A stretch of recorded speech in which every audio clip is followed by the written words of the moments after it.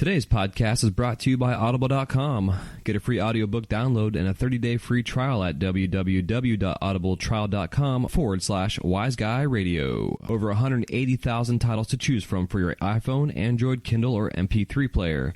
That's at www.audibletrial.com, AUDIBLETRIAL.com/WiseGuyRadio. This is the Wise Guy Radio Show, a podcast dedicated to educating and inspiring through conversations with today's top talents in the world of glass.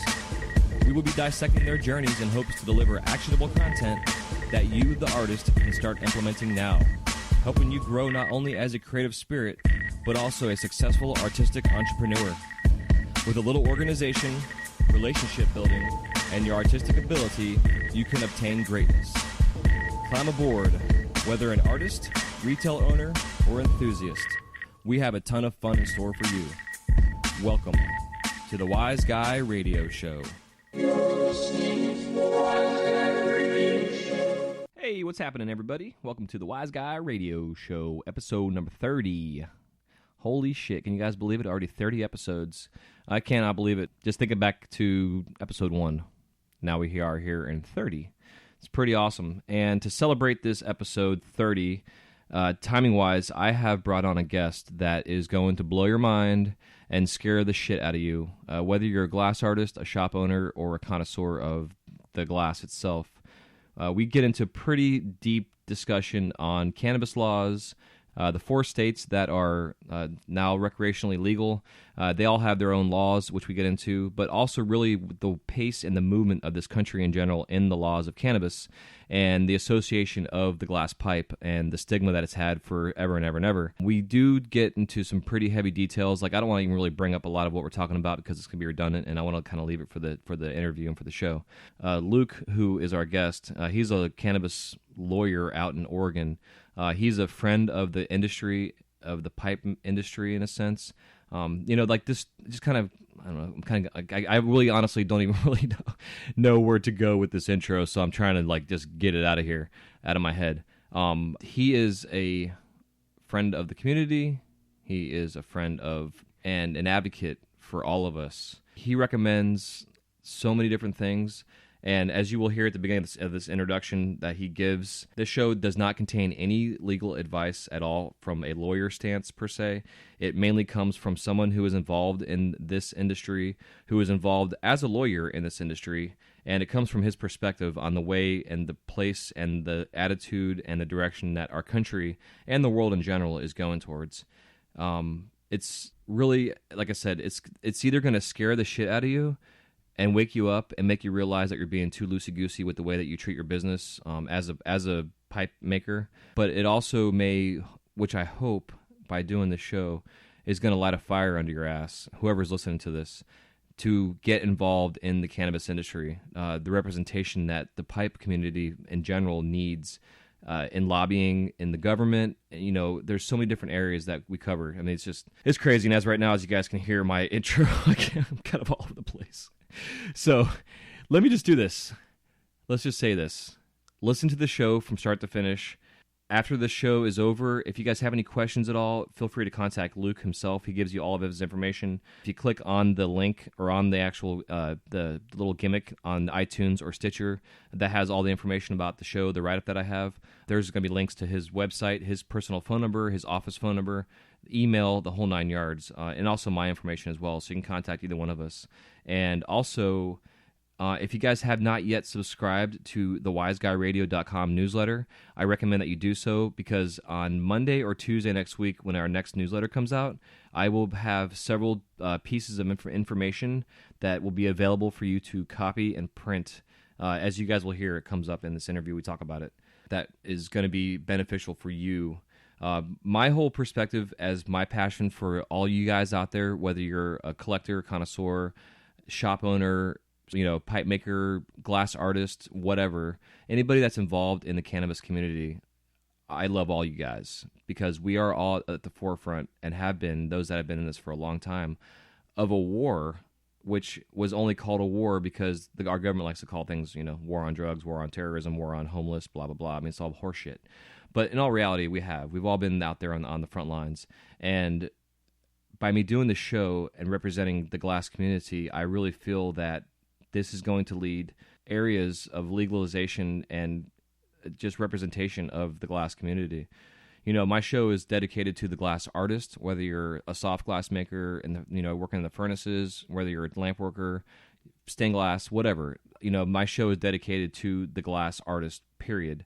But this show specifically is dedicated to the cannabis community, to those of you on Instagram who love your glass, who love to show us how it works, like, all that shit. But you guys have got to understand that you have got to be careful. And I'm just going to leave it at that. Get yourself set up. Go find a small business accountant or CPA that deals with someone that's an artist. They don't have to know what you're making, but get that taken care of so that you're paying your taxes, so that you're covering your ass and you're following the rules. And go find an attorney. Seek representation now so that if shit hits the fan, you have someone on your side. But without further ado, a friend of our community and top-notch awesome guy, Luke Zimmerman. Enjoy, guys and gals. Love y'all. Peace. What's going on, Luke? How you doing, brother? I'm good. I'm having a nice day out here in Portland, Oregon. Hell yeah. Yeah, man, it's got to be way better than here, dude. It was like probably 150 degrees in the studio today. It was ridiculous. That is ridiculous. Now, Yeah. It is a sunny day. I'm sitting here in the park and looking forward to talking to you about the state of paraphernalia laws in the United States and how this is impacting the glass culture. Heck yeah. Yeah, man, so just kind of a brief background on how this came to be. Not to name specific artists per se, but I did see your name come up on a post, and it was a post that caught my eye and that I went ahead and did a little segment on my show about. And so we connected, and I've been wanting to bring a lawyer that is a friend of the community, in a sense, that knows our laws and stuff, to come on the show and really educate us, because there's so many areas that we have to cover our ass with. And it's also, by covering our ass, it's not always that we're completely covered. There's always like this fine line veil that we're always like looking over our shoulder, never really sure. So I'm super excited to have you on here. I hope that the listeners out there, you guys all dig this, because there's going to be a lot of amazing information.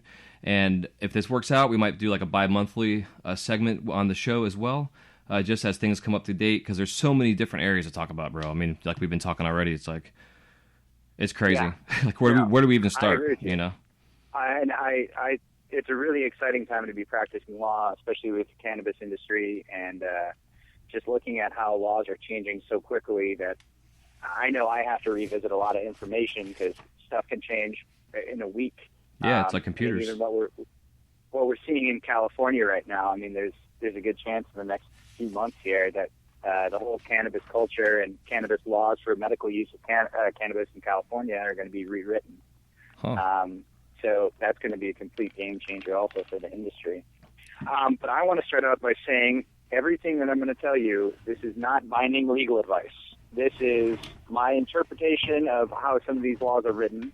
None of this should be acted on without talking to an attorney. I am not representing anyone who's listening to this interview. If you'd like to contact me for possible representation, I'm open to that. I'm licensed out of California. But do not take anything I'm saying as binding legal advice. That is the big disclaimer, okay? Beautiful. Well said. Okay. So would you like me to do a little bit of background on how I came to this, or do you just want to start jumping into some of the legal questions? Yeah, man, because like I said, like ultimately in the long run, I'd like to make this something consistent, as our schedules work out and what have you. So if we can give them a little background on you now, that way down the road, we can tell them to go back and listen to the show. I am originally from Wisconsin and grew up during a period where pipes were primarily made out of metal. I don't think I saw my first glass pipe until I was probably about 18. And then I moved to Madison, Wisconsin, lived there for a while. There was a few legitimate head shops, but it was still, this was in the late 90s, early 2000s, that it was a very infantile, especially in the Midwest, you didn't see a lot of glass pipes. Mm-hmm. But then I moved out to Eugene, Oregon, and that was a night and day difference. Actually, one of the first people I met in Eugene was one of the members of the Eugene Glass Alliance. And by befriending him, I ended up going into the studio a number of times and got to see firsthand what was going on. And I mean, this was still an era where sculptural design really wasn't what was in vogue. It was still the traditional shapes, but seeing, reverse swirl Sherlocks and hammers and, that was it really, really big tubes, a lot of marbles. That was that era. And I was in Eugene during Operation Pipe Dream. I remember that day very much, how that impacted some of the people I knew, and there was a lot of talk in the city just because there was raids. And so then for a period of time, I left Eugene and moved to San Diego and went to law school and was kind of removed from the culture for a while. And then I happened to be at a music festival in the Northwest, and I met some more glassblowers and befriended them and kind of got to catch up on the culture that I had missed out on for a while, and got to meet some really amazing artists. Then I moved to Amsterdam for a year to pursue a master's in law from the University of Amsterdam in international trade, and got to kind of do a comparison about what the glass culture looked like in Europe, especially for Amsterdam being a hub for cannabis, to what was going on in America. And I think Europe actually is starting to blow up right now, that it's a really exciting time. That I credit actually Hitman. Can we give shout-outs? Oh, yeah, dude, absolutely. Yeah, I drop names all the time. Yeah, absolutely. Okay. I think Dougie has had a huge impact on bringing glass culture to Europe. Interesting. Especially through all of the cannabis cups that I know when I was living there, when I moved there, you'd go into coffee shops and there was no option of having any extractions. And by the time I left, there were, but a lot of that came with the education that you couldn't really just efficiently roll this into a joint, because most Europeans it's a joint culture. Yeah. But I also want to give a shout out to Carl Termini and Hans Meyer that, they made a go at doing glass pipes in Amsterdam years ago. And Hans is still there. I think Hans has moved on to either Spain or France now. But they were taking a crack at it in Amsterdam. And Adam Dunn also, that I think that they really laid a good foundation for growth in Europe. But now seeing that Europe is having their first flame-offs, and I think that culture is really kind of growing up, which is really neat. Interesting. I had no idea, bro. I've been so focused on myself lately, like a selfish bastard. I had no idea that was going on over there. Seriously, like that's amazing. Yeah, I had no idea, dude. I got to get online and holy shit. For having it be an American craft, it's really starting to have an international presence now. That if we're talking to head shops I guess it'd still be a head shop in Amsterdam, and asking them about where point of sales were going, there's a large collecting base also in Japan. For having Japan still have pretty strict cannabis laws. Yeah. They said, there's a lot of glass collectors, and then seeing that there's a lot of marble makers, and I know that there's a whole crew of Japanese glass blowers. I think that this is really kind of expanding internationally. I know there's more glass blowers in Costa Rica now. Yeah, for sure. And that'd be an awesome place to blow glass. Yeah, as a cultural movement, I think this is really starting to explode. But so then after being in Amsterdam, I totally got long-winded on that. It's all good, bro. After being in Amsterdam, came back to the States, started working in a traditional law firm. That had some issues that fell apart. Kind of asked myself, what do I think is going on with trends in America? And especially after being in Amsterdam and seeing that, you can live in a society where cannabis is tolerated and it's not destroying the community, and seeing how the culture was changing in America and it was becoming more accepting, especially on the West Coast. Mm-hmm. Mainly on the West Coast. And I thought, well, I want to do intellectual property in the cannabis culture. And I couldn't really find more than about 6 attorneys in America that advertised that they were doing this. They weren't really even focused on it. They just had some brush up against it. And so I launched my firm, reached out to some people that I new, especially in the glass culture, have been able to help out a handful of people with issues of cease and desist or trademark violation or copyright violation, which I think is only going to happen more and more for the glass culture. Because the glass culture used to be something that was more in the background of everything. It's always been a strong culture as a subculture, but it's becoming more and more a forefront. Yeah, absolutely. And with that, traditional businesses are starting to take attention to what this industry is doing. Yeah. I agree. Like, and especially with the branding that's going on now, and with the bigger name artists that are becoming a brand. It's like Versace and Gucci. We've now got Elbow and Joe Peters. It's like, it's pretty freaking cool. The thing to remember is the reason that people use names, they use an alias. That's what it was. Yeah, it was a moniker as not to hopefully get arrested for what you were doing. Yeah, I went by Fire. Mine was Firefall for like the longest time, dude. That was like, I would never use my real name because of that. Right. Well, and so for where I'm standing from a trademarking standpoint, when an alias is no longer really an alias, it can become a brand. And what you've been doing is building a brand, potentially unintentionally, for the majority of these artists' careers. That because most of the artists, it's not that hard to find them. Yep. If you want to track down, especially some of the bigger artists, finding their phone number or finding a contact for distribution is not that hard. So if it's not an alias anymore, really looking at it as a brand. And so now what you got to do then is treat it as a brand and protect it as a brand. That you get some built-in common law protection, but you got to do some secondary steps to really protect yourself as a business and as a name that has been developed over the years. Because if you think about it, some of these pieces that, we'll say sell for $1,000, the value in some of those cases aren't necessarily just the craftsmanship that goes into the piece or the skill or the beauty, the excellence. It's actually the name also that people will buy off of brand name recognition. And with that, because, you can see some up-and-coming artists who are making amusing pieces, but they're still having a hard time selling. And then there's some artists who have a really developed name who can sell anything they make. Yeah, exactly. And a lot of that is off of brand recognition, which is only going to become more and more important in the glass culture. Yeah, especially with social media, because like most people know your glass or your social media feed by your brand. And like when I was trying to think about, but like with my podcast, I created a Wise Guy Radio podcast page because I wanted to do exclusive things there and bring my followers there. But like, my audience is under my J.Michael Glass page. Like, my 9,000 plus followers I have. It may not be all, maybe only 1,000 of them, in all reality. But, the fact of the matter is I've found, I launched a page. I said, hey, come follow me, blah, blah, blah. And I got like 150 followers, which is awesome. I'd take one. But the fact is, my brand is, for my glass right now, is under the J.Michael Glass.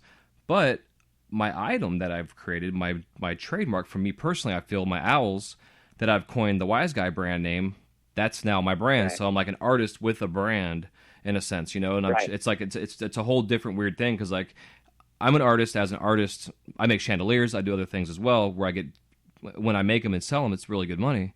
But then my full-time glass me is the Wise Guy brand. So I'm trying to I've got multiple personalities that I'm playing with, almost like two different separate artist corporations or whatever. It's an interesting setup. And that's, because some of the artists who are really famous right now, Joe Peters is a great example. We know Joe Peters is Joe Peters. Whereas, we'll use an example, I'm trying to think of the great, Salt. How many people know Salt's real name? Right. Yeah, exactly. Do they know Luke? Did they know Lucan? I don't know. Yeah. And when you have that separation, there's different steps that you need to go about protecting yourself with that, especially protecting a brand.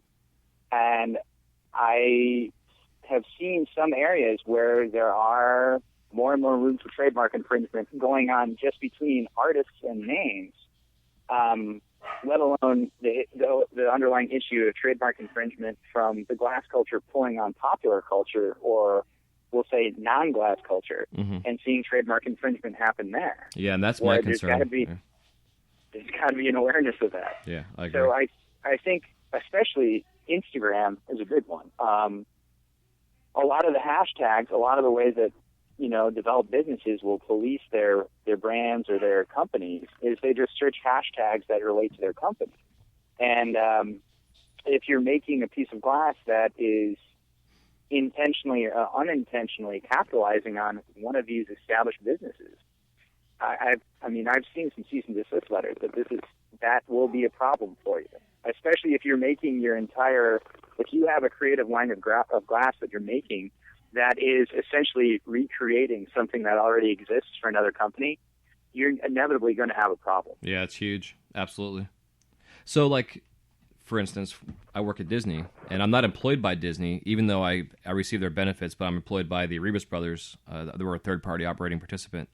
And, I seriously doubt they're going to listen to this podcast, so I don't really give a shit talking about it. So I've done some Disney characters on the side. You never know. I know. But the reality is, I'm not worried about it. Because I want to share my story, and also, right. If there's ramifications, I'll share that too. Okay.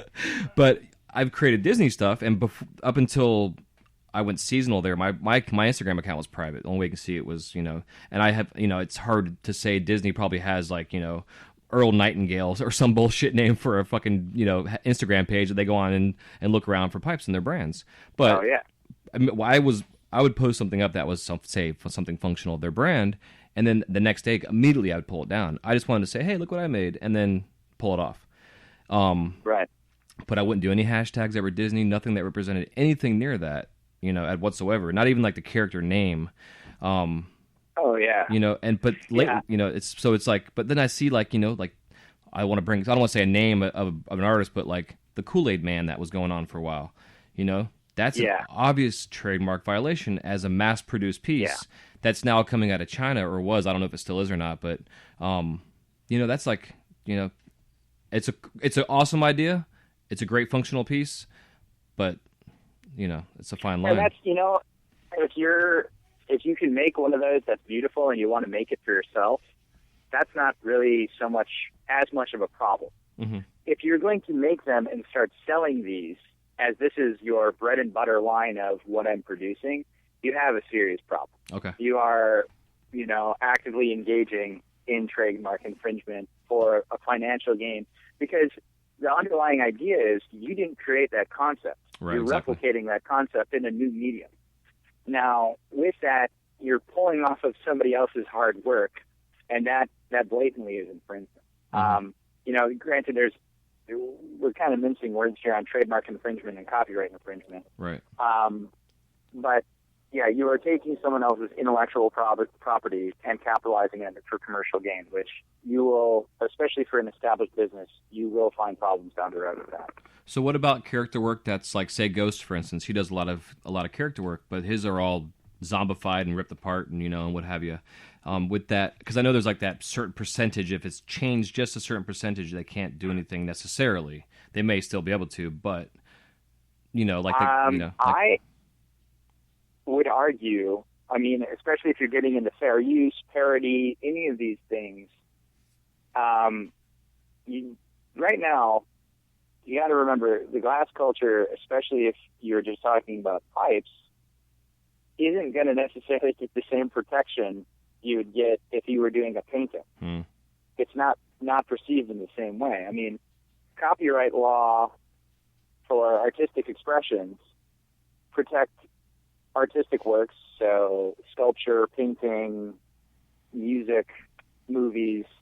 One of the exceptions to this is it does not protect functional design. Now, I have talked to a few attorneys who've been practicing far longer than I have about the concept of, can you protect a glass pipe with copyright? And there is a lot of mixed opinions on that right now. So if you don't even meet the level of something that would be protected from a copyright protection aspect, if you're doing an infringement, you're not even going to be able to bring up the argument of defense for fair use or parody. You don't even fall into that category anymore because you're not even in the copyright area. So just because of it's illegal paraphernalia per se. Per se, but really because there's function. If there's function, you can't necessarily get a copyright. Copyright has to just be an artistic expression. Okay. And I would love to see this. I think there is probably room for a really good law review article about the impact of, sculptural design in the pipe culture.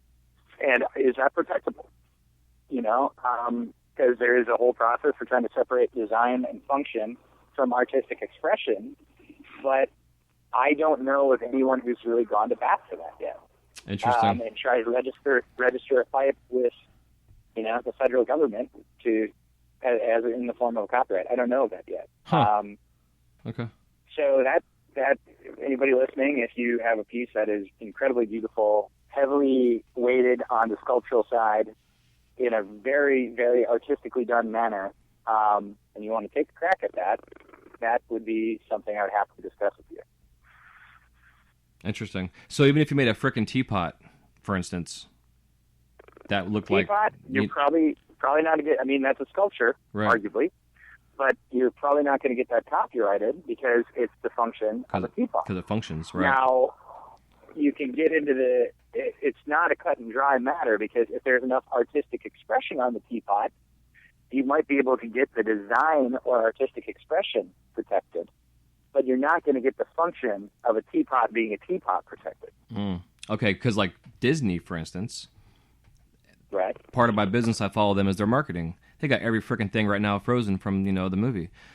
Olaf freaking rain gauges, towels, sweaters. So the original design of that character is trademarked and copyrighted based on when they originally created him.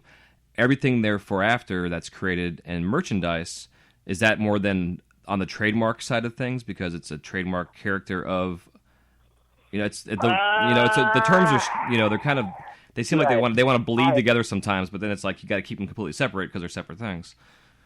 That would be, in my opinion, more of copyright issues. Okay. Because you can argue that, I don't know if you'd want to call it derivative work, but it's based off of an existing character that was authored. Right. That was and copyrighted. Right. Okay. And so that would be, in my opinion, much more of a copyright issue. Just as, for glass, if you start pulling out popular characters and recreating them from movies, TV shows, you're recreating them in glass, you're looking at a copyright violation. So that's something to be very aware of because I've seen a lot of this go on, and I think in the past it just kind of flew under the radar because major businesses didn't brush up against the glass culture, but now especially through things like Instagram, it's a lot more accessible with the hashtags. That that is one I encourage people to stick well away from. Don't recreate popular characters. Yeah, because the same topic. Not okay. Now we're gonna put the copyright stuff away. Right. If a 5-year-old kid's on Instagram and they put in hashtag Kool-Aid Man and a rig pops up, that's for 18 and up purposes. Then we're in a whole different freaking ball field with it. That's like it's like you're in a whole different thing. And that's there's two ways of looking at it. One, so we're done with copyrights, and that we're not just saying you're using, a pre-existing thing for commercial gain. Right. But for the idea of if it is akin to a trademark, if that character represents a trademark for that company, you're devaluing that brand. And if that brand is targeting children, so, you will use an example of Disney, because Disney is targeting children. And if you are now injecting a good that is capitalizing on one of their trademark aspects, that there's a possibility the parent would think, oh, wow, Disney now is engaged in creating pipes. You are seriously devaluing that brand and causing brand confusion. With that, you don't want to find yourself in that situation either. Yeah, it's a whole other thing. It's huge. Especially with children. Yeah. And it's just removing this just from the glass industry, I mean, anything in the cannabis industry right now, if you have a marketing plan where you want to do anything that's colorful, creative, be the Willy Wonka of cannabis, whatever it is, I encourage you not to do that. You are going to be, even if it doesn't happen right away, you're walking towards a lawsuit. Anything that could be perceived as targeting children, you should avoid, let alone if it's already existing and you're capitalizing on someone else's intellectual property. But just anything that is cutesy like that, you're creating a problem for yourself. Yeah, I agree.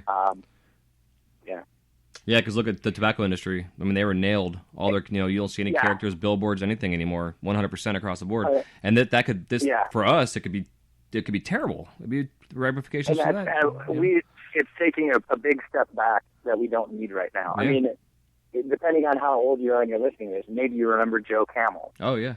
And what Joe Camel was, the way that went down was you are intentionally targeting children. We do not need anything like that. I mean, maybe the hands bear too. Hands of sky with clear blue waters. Yeah.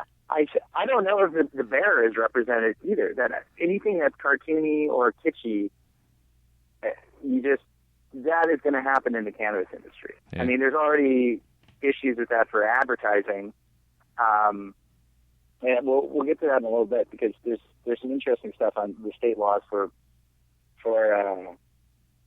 cannabis accessories, I think we'll call them in some states. Yeah. But especially tied in with advertising, and what is acceptable to be advertising, who you're advertising towards, what age range is acceptable. That is very much going to affect the pipe industry also, or the glass industry. Mm-hmm. So the biggest piece of advice I guess we can give our audience is if you have an Instagram account that has anything at all ever mentioning or has to do with anything in the cannabis industry, have it on your thing saying 18 and up or even 21 and up, and make your account private. To be safe, I would argue 21 and up, I would keep it private, because trying to police that, I mean, if you're being followed by someone who's 16 and they somehow get their hands on a piece, I'm not saying it's going to happen, but you do open yourself up potentially for a lawsuit, especially depending on what the design looks like. I mean, if you're making really colorful dragon, we'll say, it looks like a cartoon. Mm-hmm. You are potentially just really creating a case against yourself. Yeah, it's like my owls. They're cutesy and stuff. Yeah, they're cute. I mean, those owls are really cute. So it's like, now, are you intentionally targeting that to your children? No.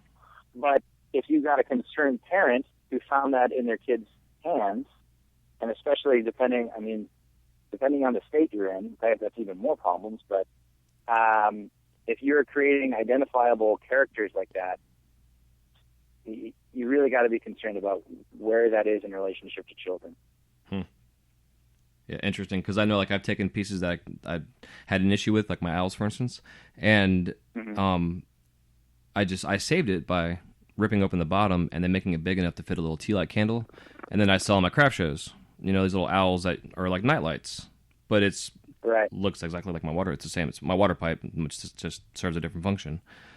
So I guess in terms of if I want to brand out as, like, say, trademark and copyright my brand, my Wise Guy brand, I've got to be extremely careful with who and which direction. I have to go, I can't go both directions. It seems like I can only either go towards the craft family shit or go completely into the adult industry per se.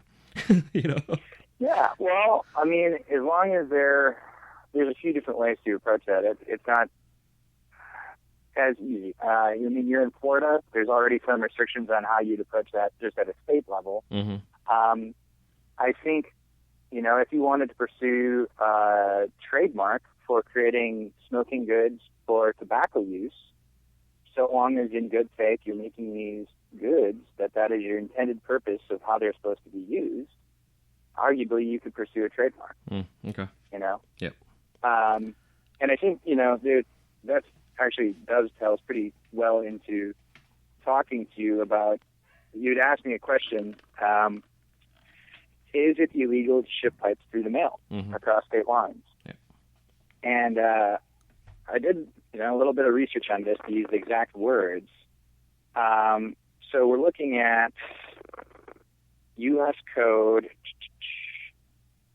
21, Title 21 of the Controlled Substance Act, which states it is unlawful for any person to sell, offer, sell drug paraphernalia, to use the mail or any other facility of interstate commerce to transport drug paraphernalia, and to import, export drug paraphernalia.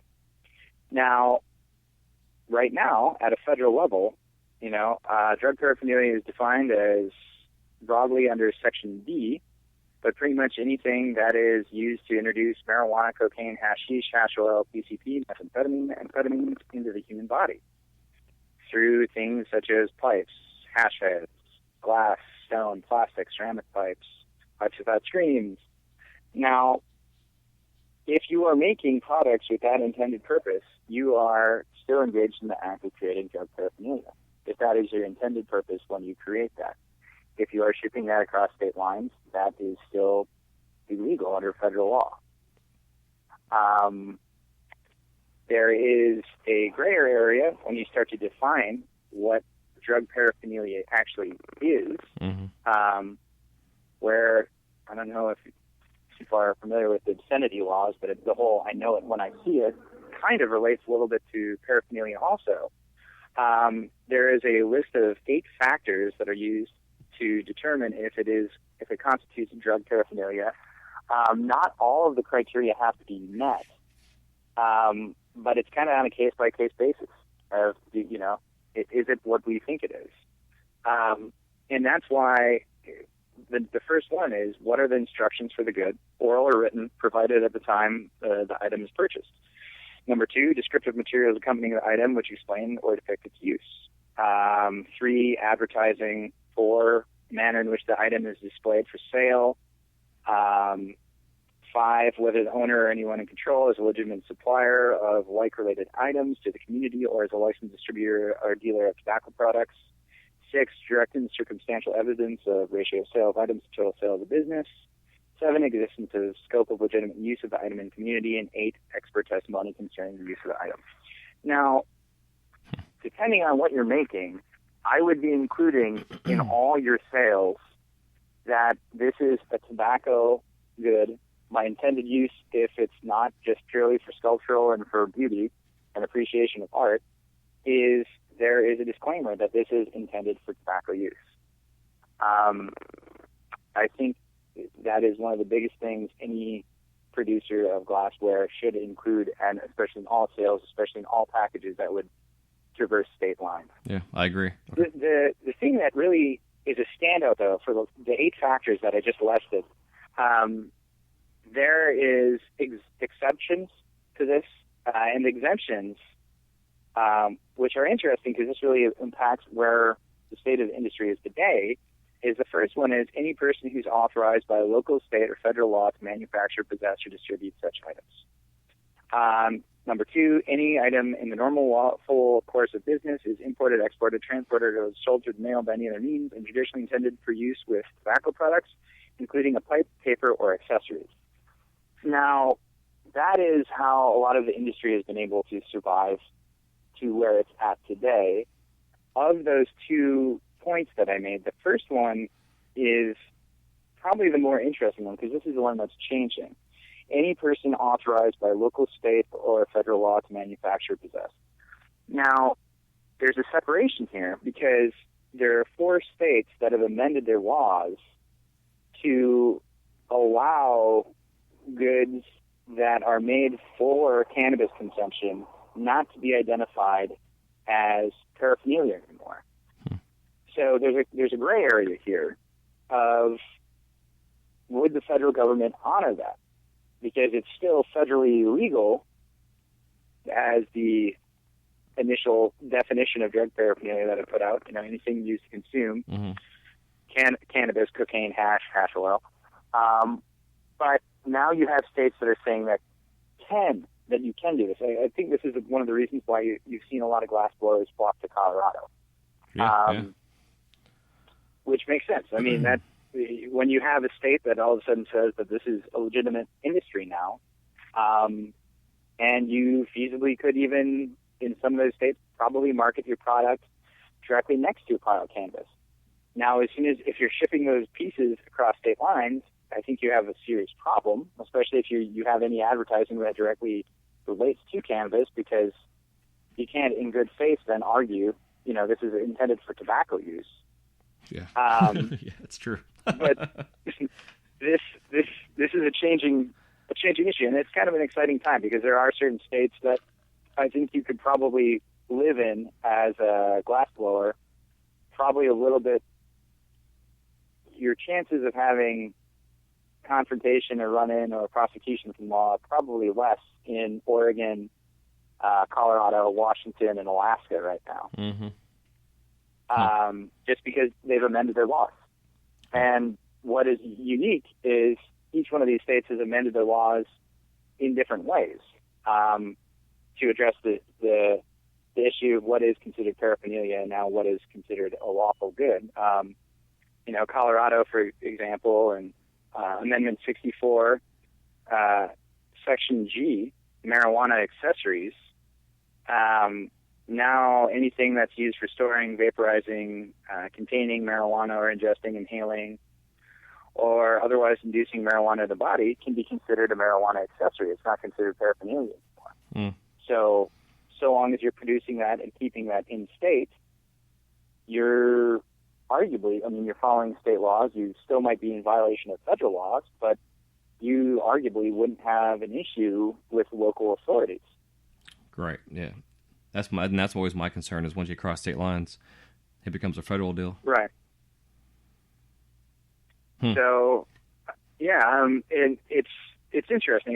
If you look at Oregon and Washington, both of them, those states have amended their criminal code. More so, they just went in and crossed out sections which would constitute cannabis as being drug paraphernalia. But they kept it mainly in the area of the criminal code, whereas Alaska and Colorado both took the approach of redefining what marijuana accessory is as opposed to paraphernalia. Interesting. So that's just some differences. And the other thing that needs to be identified also then is because these states are 21 and over for cannabis consumption, you're only supposed to be selling marijuana accessories to people who are over the age of 21. So if it's intended use for tobacco, you should be able to sell it to an 18-year-old who can legally consume tobacco. But if it's an intended purpose of consuming, a cannabis or a cannabis product, that is only supposed to be for people over the age of 21. So if you live in the states that are legal, then you have to get an ID to make sure they're 21, because I would take that. I think that is being proactive for following the law. Yeah. I have not. There's so much confusion about implementing a lot of these cannabis laws that I haven't heard anything about paraphernalia implementation yet for the law.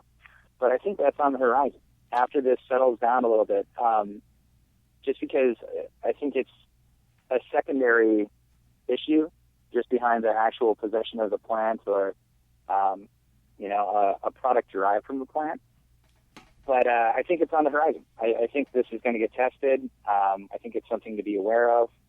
I think somebody is going to get in trouble for selling an oil rig to a 19-year-old. I think that'll happen. So crazy. Yeah, it's just something to think about. Just everybody's. That's why I wanted to bring you on, brother. Times are changing, and they're changing for the better.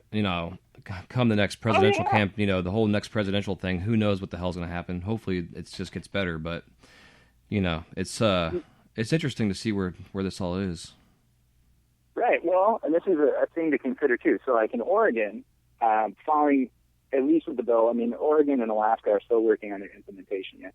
But Oregon, if you're purchasing I want to get this right. So I think this would be called marijuana paraphernalia, which is legal under Oregon law. You also have to have an explanation of how the product's supposed to be used. Now, that would fulfill the federal standard for how they define paraphernalia under sections 1 and 2. But what that also then does is, if you have a description of how to use an oil rig, you have a written description, oral description of how to superheat a titanium nail, if that hurts someone, you are opening yourself up for room of a product liability case, which traditionally has not been anything anyone's talked about in the past. But if a piece explodes or someone gets cut or someone gets burned, you could face civil consequences due to this, because this is a legitimate business now. Yeah, this is absolutely. Not something that's, in the background. This is something that is in the forefront. That I think a lot of people need to consider that, especially when coming up with new designs or doing product testing. If this is something that feasibly someone could get hurt by using, it's not. You really do open yourself up to a lot of liability from that. Yeah, it's interesting. It's like, it reminds me of like when McDonald's was sued for the hot coffee thing, you know? Old lady hot coffee in her crotch deal, and she sues McDonald's for like $10 million, where the hell it was. So if you guys burn yourself with your nail, don't sue any companies. It's your own fault. Well, and that's the argument is it's not necessarily your own fault. No, I know, absolutely. No, I agree. I'm just saying. If it's reasonably foreseeable that someone could have hurt themselves by using your product, and granted that's a very watered down way of understanding product liability theory, but if it's reasonably foreseeable that someone could hurt themselves in that manner, you potentially owe them or could end up owing them damages. Yeah. Well, like we just had a guy here in my town that had a vape cigarette, or whatever, explode on him. The guy was a war veteran. He's like, I survived all these, tours of duty, and I almost get taken out by my vaporizer pen, for his tobacco stuff. And right. Literally the thing got too hot or something on his charger, and it exploded. It's like, yeah. But because it's made in China, he couldn't do shit about it. You can, actually. Products liability, the theory states, both the producer and point of sale are accountable and liable for damages. That's what I thought. Okay.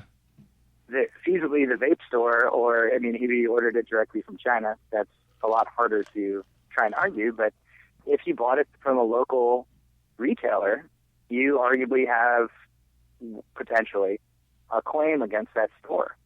Because if they're selling faulty goods, the liability extends to them also. Interesting. And I think there is going to be so much of this on the horizon. Looking at the glass industry and looking at cannabis culture, that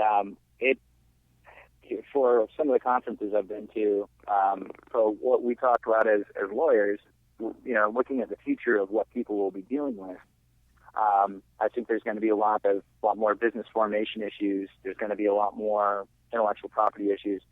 But the next wave is going to be a lot of lawsuits. And a lot of, especially anything that's making medical claims, you're going to find lawsuits. Anything that somebody in this gets directly hurt from using the product, where before maybe it was, walk it off, or I don't know who I complain to, or how do I hold someone accountable? Now you can have businesses held accountable. You can have individuals held accountable in a civil court. It's not just a criminal action anymore. Yeah. Huh. Fascinating. Yeah. I don't even know what to say. I think it's a big one to digest, just because that has not been traditionally how a lot of this culture is operated. People haven't thought about that. It's like, okay, if a piece broke and someone got cut, it was like, oh crap, that sucks. Maybe a piece got replaced, maybe it got fixed. But no one was talking about potentially covering medical bills and medical expenses. Yeah, I've never heard of that. That is much more a reality now. That is on the horizon of happening. Well, it makes sense, man, because like the way the community's going and the culture's going, it seems like these type of conversations between myself as a glass artist and yourself as a lawyer who represents and is a friend of our community, like these conversations need to continue to go on in groups, in forums and mastermind groups and stuff to really see, because like it's gone, like you're saying, it's gone from underground, and then Operation Pipe Dreams happened, and it went even further underground, and then it all of a sudden just came blown out of the ground.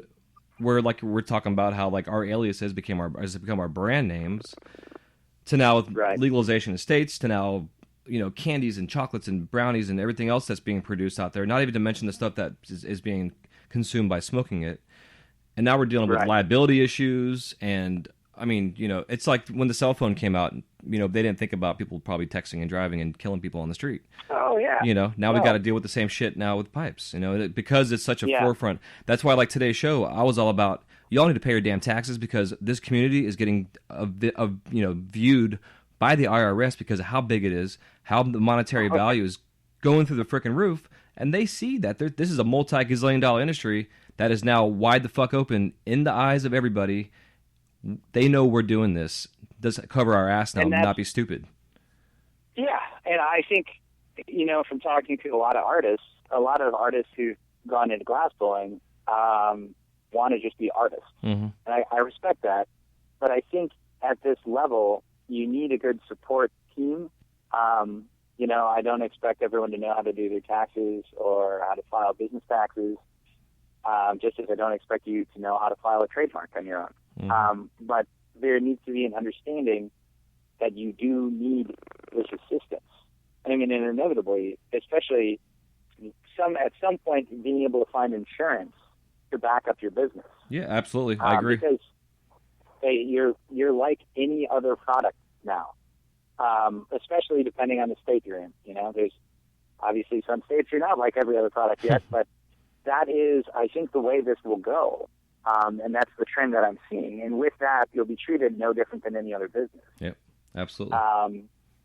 And especially, I think the biggest way this initially will get tested is through the vape pens and through the electronic vape pens. And it's similar yet different to just the glass industry, but these are the areas that I think that the first big round of lawsuits will come from, just because of the issues of heavy metals, the issues, like you mentioned, of the guy who having these things blow up. I mean, those stories are not uncommon. Yeah.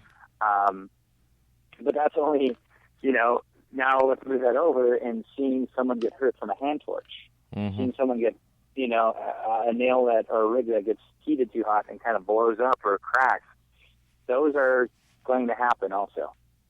So I think, I think this industry, to use a comparison, I like to consider the glass industry as entering its teenage years, I think, where the cannabis industry, I use the comparison, the cannabis industry right now, because they have lobbyists, there's some really great trade organizations advocating for the direction of the industry, that the cannabis industry is kind of driving the car, and the glass industry is riding in the car with the cannabis industry kind of in back, like an infantile kid that really doesn't have a lot of input about where the car is going, when the car stops, what they get for food.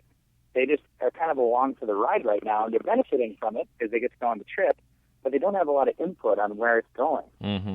And I think it would be a huge shift to get the glass culture into the driver's seat. I don't know if that would necessarily happen because it is so dependent on how the legalization of cannabis and the cannabis industry is developing. But I think there's a lot of room for the glass industry to sit in shotgun and have a lot more input on how this is going and have more of a adult conversation about what its needs are and how to have it represented adequately in the developing law. Yeah, I agree. Yeah, it's no longer are we there yet. It's how can we help you get there and help us get there reasonably and professionally, because we're going to be the next freaking, not Walmart per se, as a brand wise, but I mean as a big entity in terms of they're going to be everywhere. Eventually every state's going to be like this. Arguably, there's going to be only an increased demand for these products. Mm-hmm.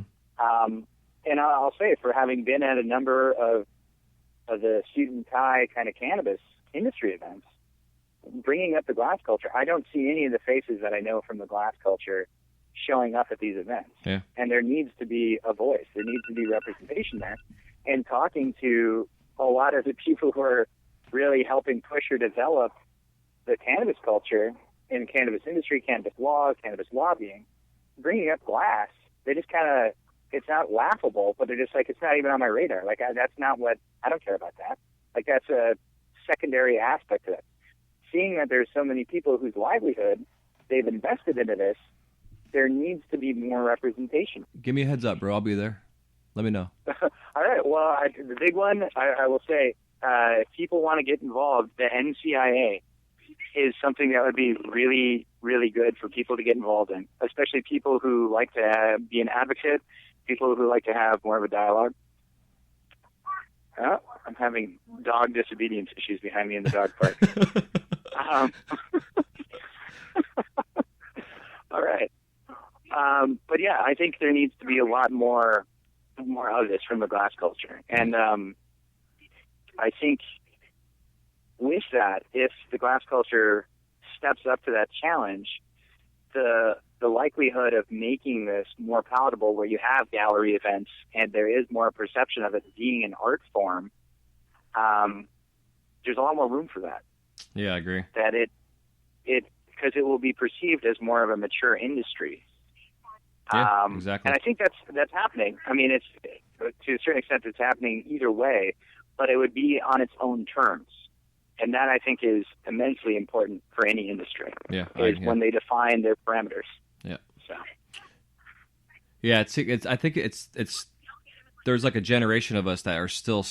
I'm not gonna say stuck, but I don't know. For lack of a better term, we're kind of stuck in the old ways of like being underground. You know, I still have the idea in my head that I need to crank out 50 pipes a day to make a living to support my family. Where I don't anymore. You know, that's the days have passed. Right. You know, but in the same time of like the anxiety of being in the public view, you know, it's weird, man. It's almost like this post-traumatic stress disorder shit, you know, we're all dealing with, you know, where like the new generation is like, no, fuck you. I'm going to get out my face out there. I'm going to support the community. Oh, yeah. You know, and be like you know, the millennial generation in a sense, I guess that's part of it. You know, like this new generation of glassblowers that are out there, like they're having a blast. But they also don't necessarily look at the laws and stuff like they should, maybe. But maybe if they did, they'd get completely involved, you know? Yeah. And I think that's a big thing to remember. And I think this is very true in the cannabis culture, too, is for people who are getting involved in this, talk to people who've been involved in this culture for a decade plus, for 20 years, and ask them what it was like. And pay attention to that, because I've seen this just from the entrepreneurial side of the cannabis culture right now, where people are forgetting how many people were arrested, or how many people had their lives ruined. And these are the people who helped us get to where we are today. And if you are not taking into account your history, I think you're really missing the point about what this is and why this is such a special time, and why this change of law or this end of a prohibition area is so huge. Mm-hmm. Because this has really had such a detrimental impact on so many people's lives. Yeah, and especially, you know, like, I mean, you know, the numbers that when I started were maybe in the hundreds, maybe, you know, maybe 1,000, probably not, maybe in the hundreds. And then in 99 when I started, and now there's you know, 10,000 plus probably in this country alone. I mean, I don't know, but it's, you know, like the Florida scene itself, it's blown me away in the past 5 years how big the scene here has gotten, you know, in Florida. And now we've got Big coming, you know, with the trade shows now are coming. We had the Florida Vape Show last year, and now we've got Big all of a sudden is in town next month in Miami. And, you know, it's like, so I guess to go forward on that, like, what's the perspective on the trade shows that are coming to states as strict as Florida, who at one point in time almost banned pipes altogether? Now we got a trade show coming in town. That's a vape adult novelty trade show, you know, but there's still, it's a pipe show, you know, more or less. And that's, I think these things, it's capitalizing on the changing perception of cannabis in the States right now, but I don't think that means you have no room to get prosecuted. I mean, there's still, even in states where there's legal recreational cannabis use, people are still getting prosecuted. That I think making that bold move about going to states where there's not even medical, I would be apprehensive about being involved in that.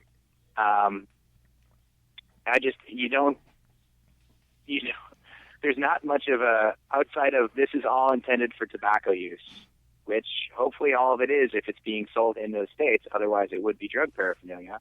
Outside of that argument, you don't have really a leg to stand on. Yeah.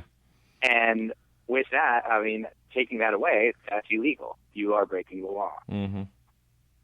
And I was thinking about this because in the idea of a trade show, especially in a non-medical state, if you have one person smoking cannabis in it somewhere in proximity exactly. of one of these goods, yep.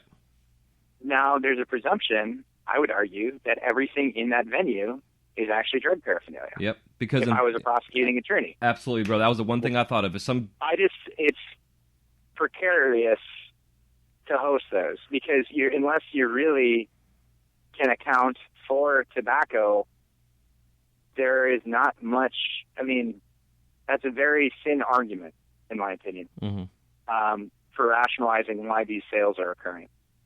And I think, if anything, it's probably capitalizing for the most part on the changing paradigm in the States, but I would not get ahead of themselves in assuming that everything's okay. Yeah, changing is the key word.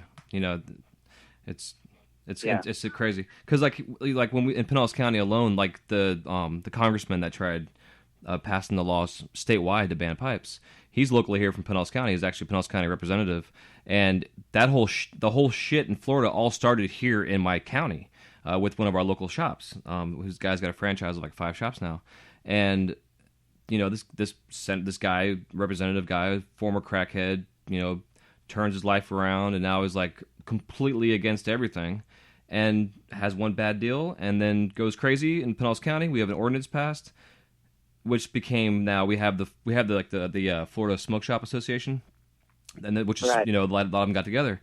But people now in Pinellas County, most shops you walk into, you have to sign a waiver that says everything on there that the shop is completely released of liability, and that if you do get arrested and we go to jail, you're paying our lawyer fees as well on top of it.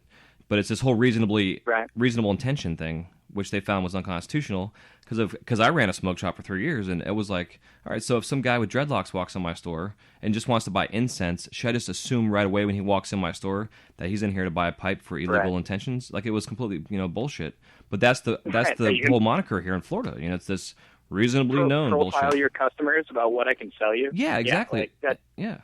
That doesn't make sense. Yeah. And it's asking way too much, and is blatantly unconstitutional because you're just made to make a judgment call on the way someone looks. Yeah, exactly.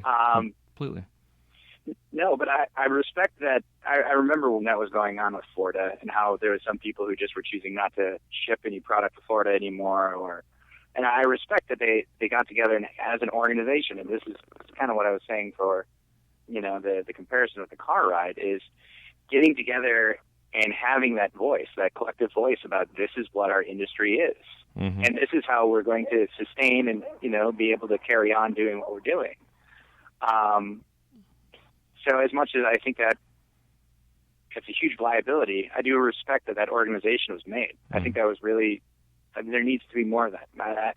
Just because raising that awareness of what this industry is, there's so much of a need for that. I mean, any chance I get, especially in a professional setting, recommending people watch Degenerate Art, mm-hmm. where I think, Slinger did a great job in really capturing something in film, the documentary aspect of what is this industry, where is this going, and doing so very beautifully, removing it from references of cannabis or anything of that nature, and just really focusing on the artistic expression of it, because independently, I think that you can just view this industry purely as that.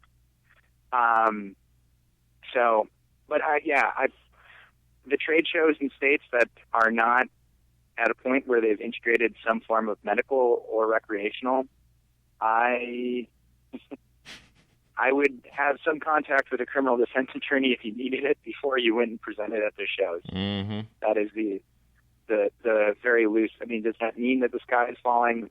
Not necessarily, but it also means you're not really putting yourself in a great commercial setting, in my opinion. Yeah, you've got to be preemptive in these type of situations, especially here in this state.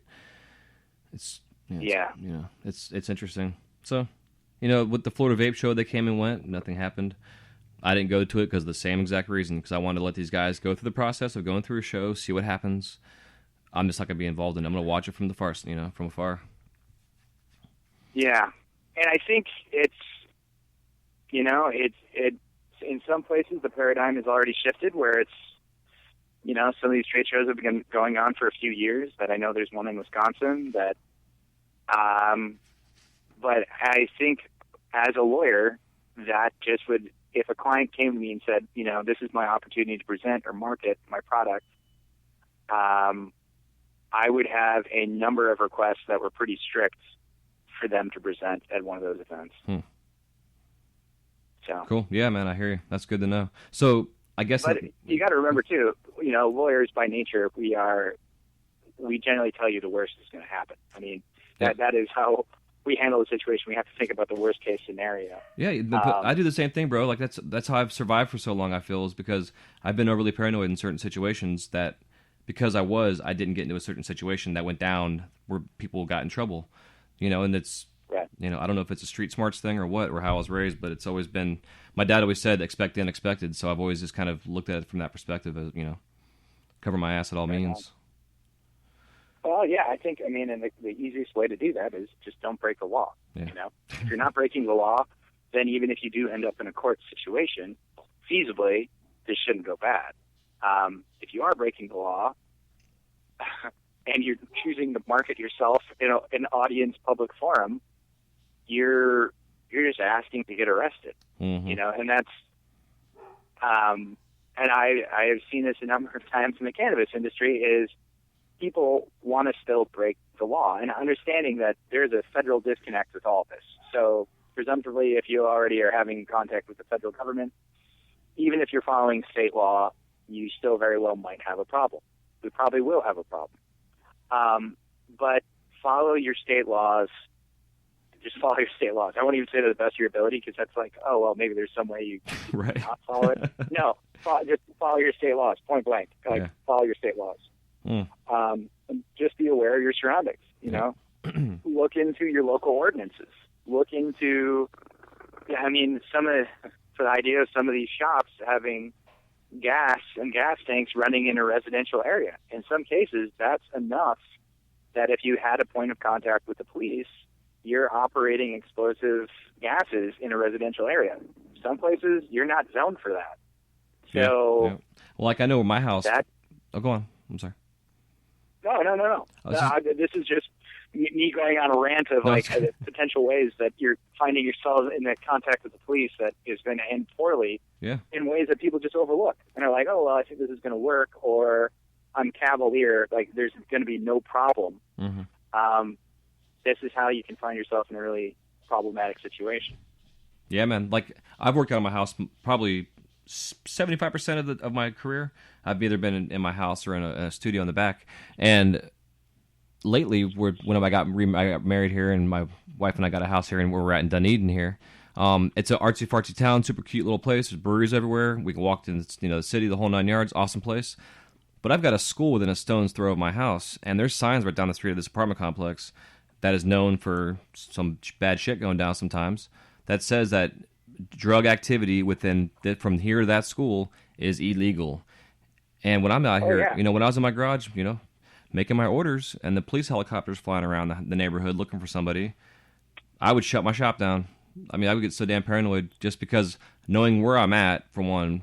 Two, I've got this cop flying over my house. For all they know, I'm glowing like bright orange at night out of my garage, like I'm a grow house or some shit, That would, I think, raise some potential suspicions. But once again, so long as you're not breaking law, you arguably don't have anything to worry about. Mm-hmm. But do you still have the room to get harassed? Yes. Yeah.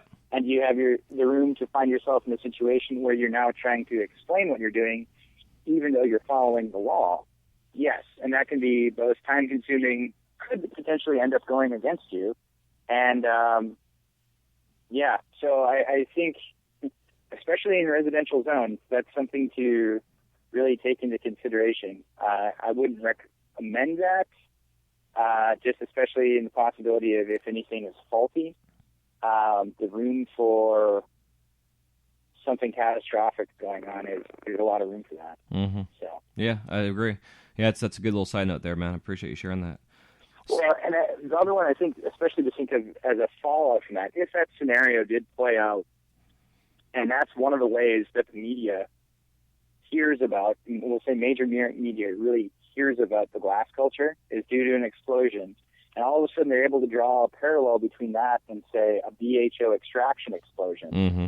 That is going to start painting the industry in a negative light in a way that you will be actively working on changing public perception of what that is in a way that you don't want to go down that path. Yeah, I agree.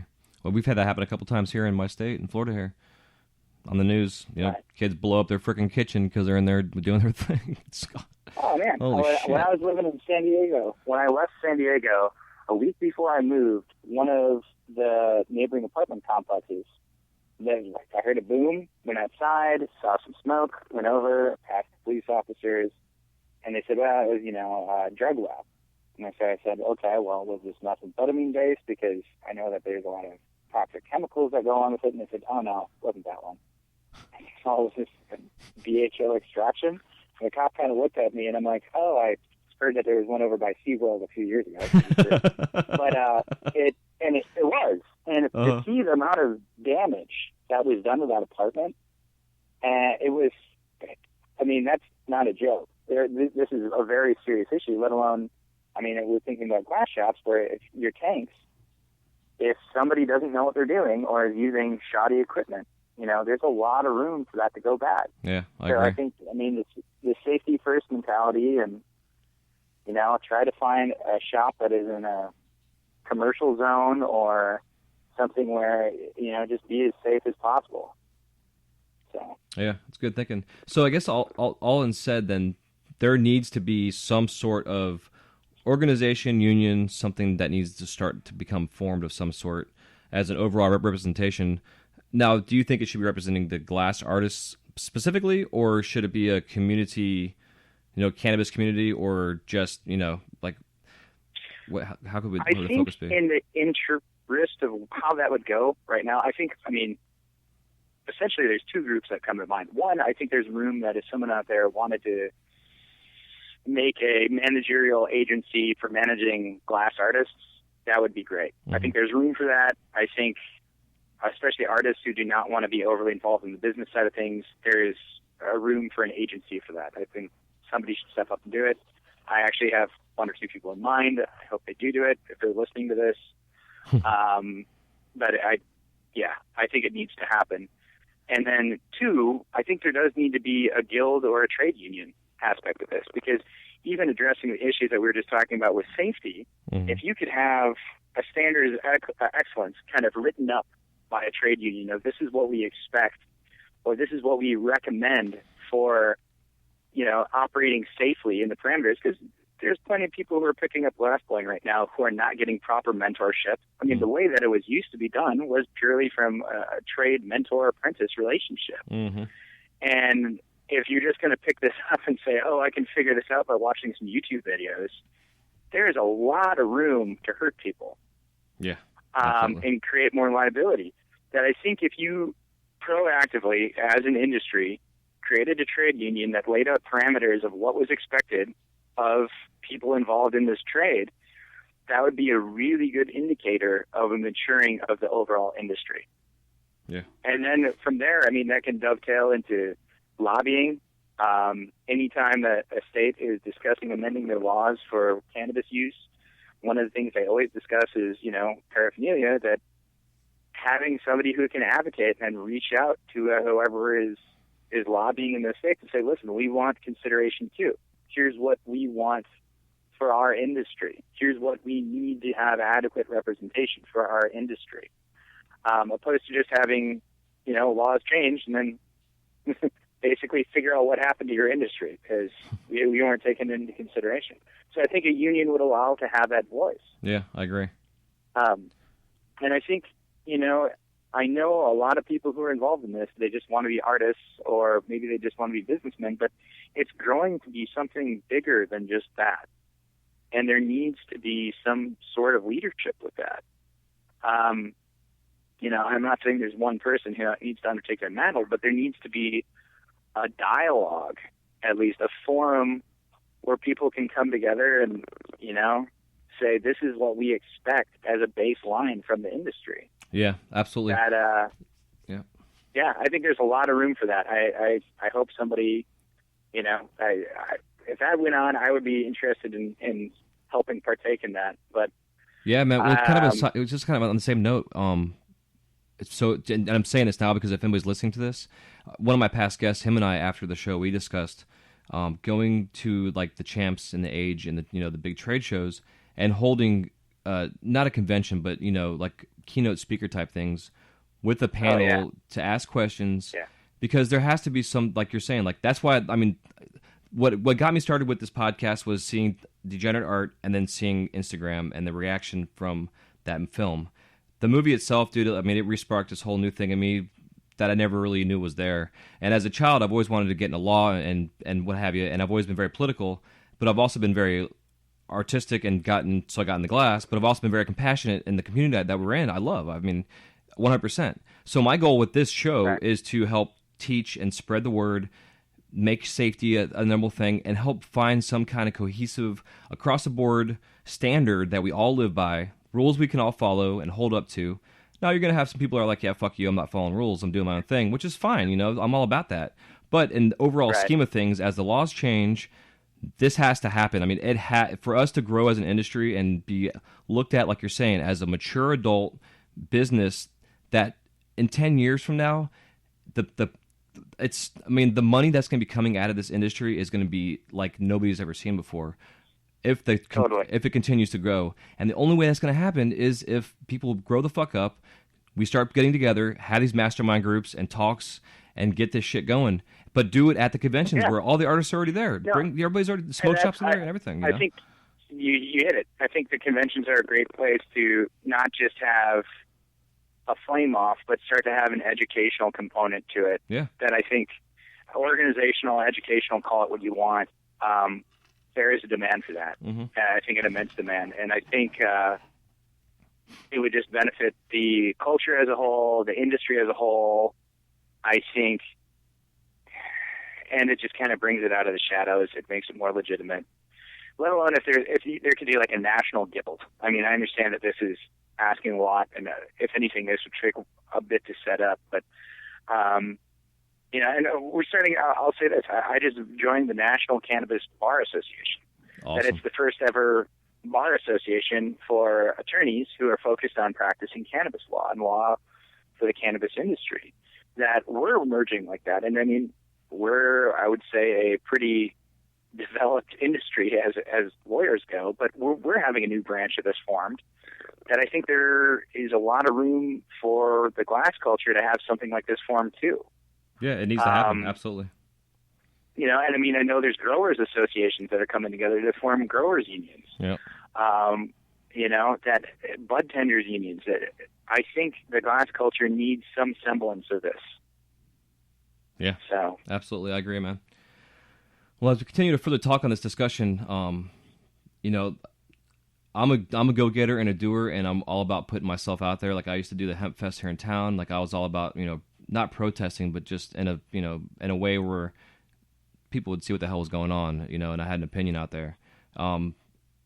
But with the show, and if we can continue, even if it's every 2 months or whatever on your time, let's continue this discussion, bro. Because I know the community out there wants to hear this, and I'm sure there's a bucket load of questions that everybody has on how they can either be involved or just to cover their own ass, And as topics come up, if anybody wants to send myself or Luke any questions at all, our links are all going to be on the show notes page, so you guys can definitely contact us that way, and he'll give us all of his information at the end of the show. But we all need to be glass artists, have fun, be an artist, be whatever you got to do, be creative. But at the same time, and we got to take this shit serious, because if we take it as serious now, in 10 years from now, we're all going to be loving the shit out of the fact that we took it seriously. And we got the ball rolling to a point to where we're going to change the culture, we're going to change the country, the perspective, the whole 9 yards. Like my father-in-law, he's like, he's not anti-cannabis, but his perspective on it is, he doesn't like it. But he likes the fact that I'm an artist and I'm creating some nice stuff, and he appreciates what I'm doing as an artist in the glass field. And as a business person, too. So it's interesting. This perspective's changing. He's in his 70s. So it's and I think that's the big thing, is there is a paradigm shift going on right now, and I think that paradigm shift will be benefited by having a more reasonable, open dialogue that comes from a place of organization and a collaborated, involved effort, opposed to just random voices kind of going forward of like, here's a snippet over here, here's a snippet over there. That doesn't, for people who are not aware of what this culture is or are not necessarily saying they're on the fence, if you can give someone a reasonable explanation of what this is, where this is going, and why this has value, I think that's much more persuasive for moving the paradigm along, the shift along, opposed to just, you know, I'm rocking out doing this awesome thing and I'm over here making my ducats. It's like, that's not really assisting this shift in a very responsible way. I mean, that's really kind of self-preservation. And I think we're at a time, well, we don't need that. That's not really beneficial. And if anything, that puts people who are really putting their life's work into this shift in a lot of room to take 2 steps back. Yeah. And I mean, I will turn down clients if they don't have the right ethos or ethics, or I get the impression that, you know, they don't want to follow law. I legally can't represent you, but even more so than that, you're detrimentally impacting a point of transition in the United States history where we still don't know where this is going to go. And if you're doing anything to hinder that progress, you're hurting so much of a movement that has worked so hard to get where we are right now. But we don't need that. You know, this is not just all about making money right now. It's a very far cry from that. Yeah, exactly. So, yeah, I think the whole respect, responsibility, organization, just, you know, that's what we need. Yeah. So. Yeah, because our community is passionate. You know, whether it's the people that work in it as artists or the shops or the collectors or even those that don't even touch the stuff. They just enjoy looking at the glass or just the pictures online or whatever. There's a huge, you know, passion for what we do out there, and it's awesome. You know, it's mind-blowing times, and it's humbling, and I love it. You know what I mean? You know, like this podcast, bro. You know, I'm not getting paid for this show. Every show, it's an hour long, sometimes an hour and a half. It takes me anywhere from 6 to 10 hours to produce a show. Not to mention that I have kids, and I'm married, and I run a full-time business. But I do this because I love the fact that I have an outlet to talk to everybody and have you as a guest. Like, it's an honor, bro. Like, you know, and I applaud you for doing what you're doing, man. Like, you're putting yourself out there as a lawyer, you know. I appreciate you saying, you know, you commend me for picking this. I have been fortunate enough to meet a number of people, especially just from the glass industry side of this, let alone the cannabis industry, who are just wonderful people, you know, and that entrepreneurship that I get to see, it just blows me away. I get to hear so many unique ideas and, you know, new products, or, hey, maybe we could do this. Hey, maybe this will help people. I love it. It's really fulfilling for me, and it allows me to challenge myself with aspects of how I practice law. But I've just met so many wonderful people, and there's a lot of the people involved in the glass culture are just really, really good people that I just want to see this develop in the right way. You can find my law office at the law office of Luke Zimmerman APC on Facebook. I am at lawofficelsz.com, and my email is lukeszimmerman@gmail.com. And lastly, my law firm phone number is 415-230-5308. If you're in the state of Oregon or the state of Washington, I'm going to be speaking at an engagement in September, a cannabis financial boot camp. I'll be lecturing on intellectual property. There'll be another attorney lecturing on tax issues. There'll be another attorney lecturing on business licenses for the state of Oregon for cannabis businesses. And we're going to have 2 CPAs who've been working in the cannabis industry for the last 5 years about 280E tax issues. So I will have a link up to the event that if you're interested in participating or learning more about finances in the cannabis industry, I would appreciate it if you'd come by. Thank you again for having me on the show. I really appreciate it, and I look forward to talking to you again in the future.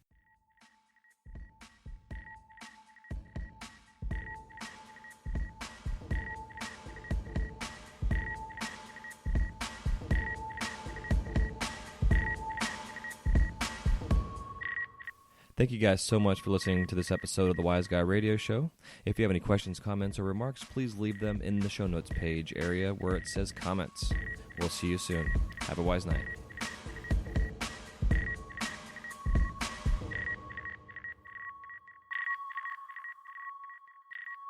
You're listening to the Wise Guy